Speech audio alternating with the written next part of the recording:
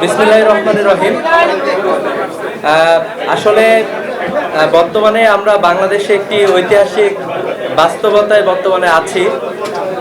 আমরা সবাই জানি যে বিগত যে ফ্যাসিবাদী শাসনামল ছিল সে সময়টাতে আমরা যেটা দেখতে পাই সেটা হচ্ছে 2/3 মেজরিটি নিয়ে বাংলাদেশের জনগণের সকল ধরনের ইচ্ছাকে এখানে বাস্তবায়ন হইতে দেয়া হয় নাই।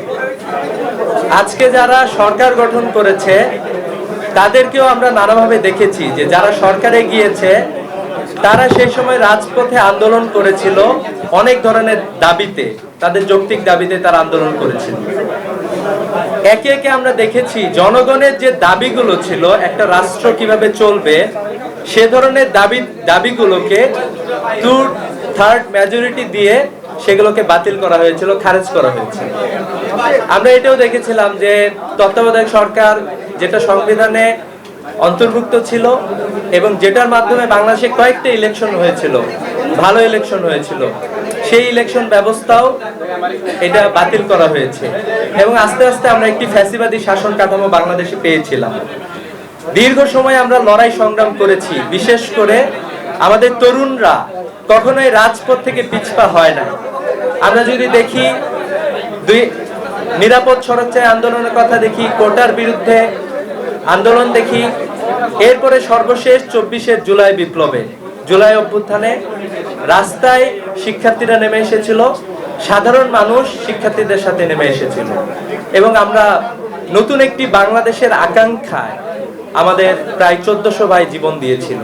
এর বাইরেও প্রায় 50,000 মানুষ নানাভাবে আহত হয়েছিল। এখন অসংখ্য চোখ হারা অঙ্গহানি মানুষেরা আছে যারা আমাদের সমাজে বসবাস করছে।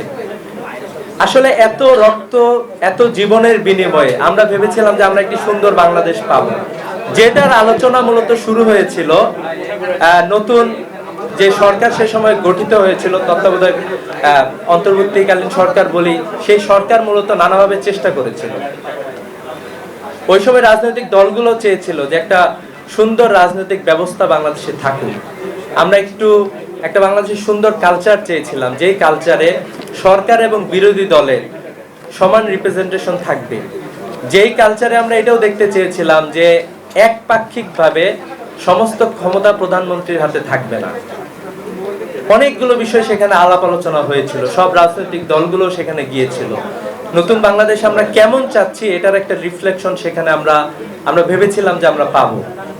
এরই ধারাবাহিকতায় বাংলাদেশে কিছু রাজনৈতিক দল দাবি করেছিল যে বাংলাদেশে গণভোটটা আগে হইতে হবে, কিন্তু আমরা দেখতে পাই বর্তমানে যে সরকার, যে দল ক্ষমতায় গিয়েছে, তারা বলেছিল যে গণভোট আর আমাদের যে নির্বাচন দুইটাই একসাথে হোক এবং আমরা সবগুলো বাস্তবায়ন করবো একসাথে।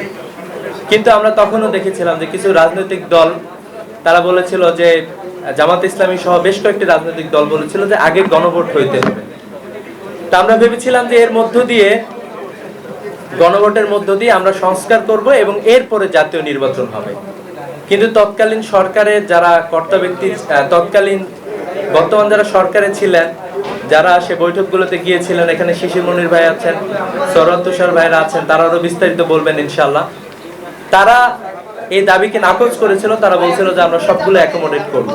কিন্তু আমরা এটাও দেখতে পাচ্ছি বর্তমানে সরকার গঠিত হওয়ার পরে যেহেতু 2/3 মেজরিটি তারা পেয়েছে এবং এই মেজরিটির মাধ্যমে আমরা দেখতে পাচ্ছি আবারও তারা একটি সব জনগণের দাবিগুলোকে তারা অগ্রাহ্য করার চেষ্টা করতেছে।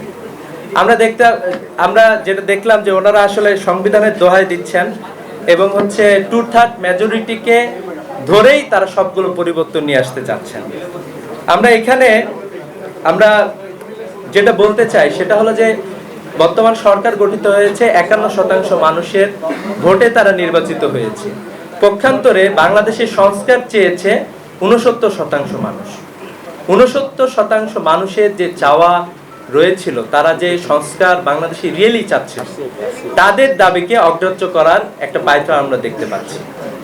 আমাদের অলরেডি এখানে যদি একটা একটা করে সংবিধান যে বিষয়গুলো সংস্কারের কথা বলা হয়েছিল সবগুলো তারা যদি আলাদাভাবে বাস্তবায়ন করতে চায়, এর বাইরে আমাদের গণভোটটা বাস্তবায়ন হলেই তো অনেকগুলো সমস্যার আসলে সমাধান হয়ে যায়। কিন্তু আমরা এখানে বর্তমান সরকারের একটি গড়িমসি দেখতে পাচ্ছি। আমরা জনগণের মালিকানা, যেটা সংবিধানের 7-1 ধারায় রয়েছে, এবং জনগণের মালিকানার ক্ষেত্রে আমরা দেখতে পাই যে জনরায় সরাসরি জনগণের মালিকানা এখানে নিশ্চিত করে যে জনগণ কোনটাতে রায় দিচ্ছে।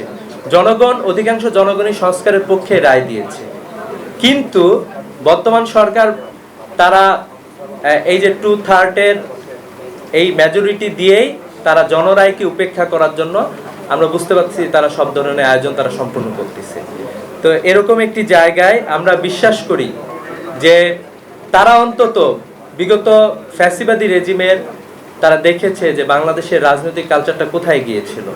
একটা দল আরেক দলের রাজনৈতিক নেতৃবৃন্দকে ফাঁসি দিয়েছে, জেল দিয়েছে, গুম করেছে, খুন করেছে, এরকম একটি জায়গায় চলে গিয়েছিল। তো বাংলাদেশে মানুষ কিন্তু আলটিমেটলি বসে থাকে নাই, তারা আসলে প্রতিবাদ জানিয়েছিল, তারা রাজপথে নেমেছিল, তারা আসলে সব ধরনের লড়াই সংগ্রাম করেছে। তো আমরা বর্তমান সরকারকেও আহ্বান জানাতে চাই যে আপনারা 2/3 মেজরিটি নিয়ে পিপুলস উইল, সংবিধান তো রচিত হয় জনগণের ইচ্ছা অনুযায়ী, মানে সংবিধান তো জনগণের যে ইচ্ছা এটার প্রতিফলন হওয়ার কথা, কিন্তু আপনারা সংবিধানকে জনগণের উপরে নিয়ে যেতে চাচ্ছেন কেন? পিপুলস উইল সবসময় উপরে থাকার কথা।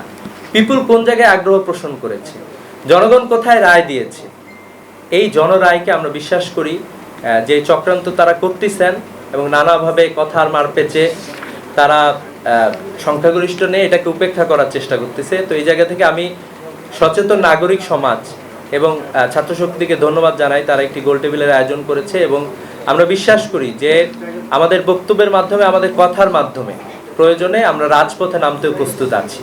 আমরা চাই যে জনগণের যে অধিকার, জনগণের যে ম্যান্ডেট, এটা অক্ষরে অক্ষরে পালন করা হোক। তো এই প্রত্যাশা রাখছি, এই প্রত্যাশা রেখে শেষ করছি। আসসালামু আলাইকুম।